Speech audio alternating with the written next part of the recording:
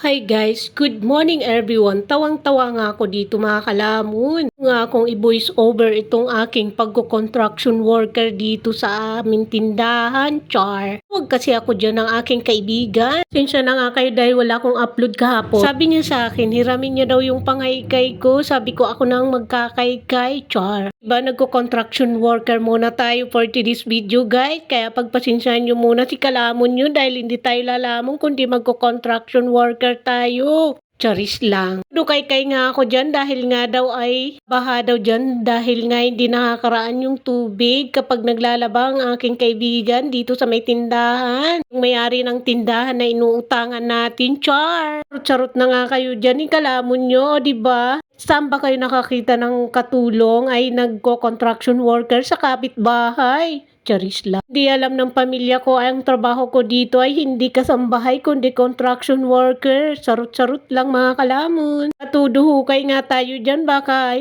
makalibre na tayo dito sa tindahan ng aking kaibigan. Baka hindi na tayo pautangin. Charot-charot lang. Wala nga akong magawa dito guys sa aking voice over na to dahil nga sinasarot-sarot kayo ni kalamon nyo dahil nga haggard nga dyan si kalamon nyo. Wakas dumating na din yung kumuha ng pala. Hinihintay ko kasi siya dyan. Ang tagal-tagal niya. Kukuha lang siya ng pala dun sa loob ng bahay niya. Ang tagal-tagal. Nga, pinala ko na nga yung lupa dyan para makaraan yung tubig para hindi daw dyan pumaha. Sabi ko nga dyan sa kaibigan ko, magko-construction worker muna ako dito sa'yo. Tawa nga sa dyan dahil nagmamaritisan kaming dalawa about sa nakaraan. Char! Sinasarot-sarot nga talaga kayo dito ni kalamon nyo. Wala na nga talaga akong pera dito dahil nagko-construction worker na nga ako dito sa may tindahan ng kaibigan ko. Charot lang. Diba? Sabi nga ng kaibigan ko dyan, tama na yan dahil pagod ka na. Sabi ko, okay lang. Sa loob-loob ko lang naman yon. Baka makalibre lang ng soft drink or kahit ano dyan. Charot lang. Haggard dyan. Tuduhukay pa rin siya dyan. Sabi ko nga, okay lang. Kayang-kaya ko pa. Tapos ko nga dyan mga kalamon doon sa garden ko, sa pangalawang garden. Bakanting lote nga dito malapit sa amin. Ginarden ko at tinaniman ko ng kamote at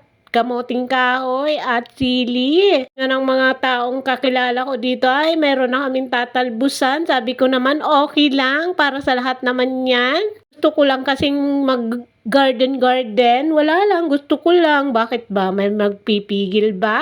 Sarot-sarot na nga kayo dyan, ikalamon nyo dahil nga hindi na nga siya tumitigil dyan. Tuduhukay talaga siya para daw makalibre siya ng kanyang snack. Diba? Inaawat na nga sa dyan ng kaibigan niya pero sabi niya okay lang. Dumaan nga dyan si Dudong. Sabi niya, ano bang tinanim mo doon? Sabi ko, wala, ikaw na magtanim. Niya ako sinagot, siguro ayaw niya, kaya ako na lang talagang nagtanim. Yung nagtanggal ng basura, ako nagtanggal ng damo, ako rin nagtanim. Pero iba ang aani, charot lang.